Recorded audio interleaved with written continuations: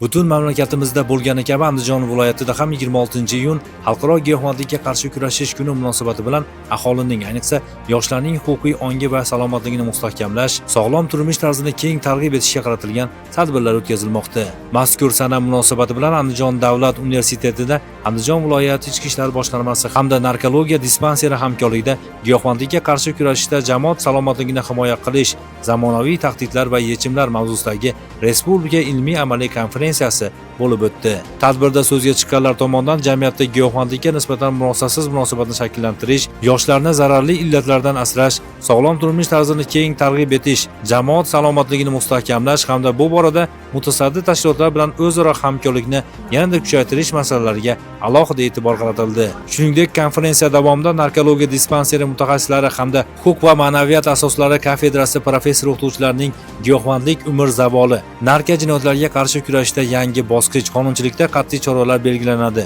Yoshlar orasida giyohvand va psixotrop moddalar iste'molining oldini olish profilaktikasi hamda yoshlar o'rtasida sog'lom muhitni yaratish omillari mavzularidagi ma'ruzalar tinglanib, ularda giyohvandlikning oldini olish, yoshlarni bu ajal og'usidan asrash, huquqiy madaniyatni yuksaltirish va sog'lom turmush tarzini keng targ'ib etishning dolzarb masalalari yuzasidan atroflicha fikr almashildi hamda amaliy taklif va tavsiyalar bildirildi. Konferensiya yakunida giyohvandlikka qarshi kurashish borasidagi ilmiy amaliy hamkorlikni yanada rivojlantirish, profilaktik tadbirlar samaradorligini oshirish hamda yoshlarni sog'lom hayot tamoyillari asosida tarbiyalash ustuvor vazifa ekani qayd etildi.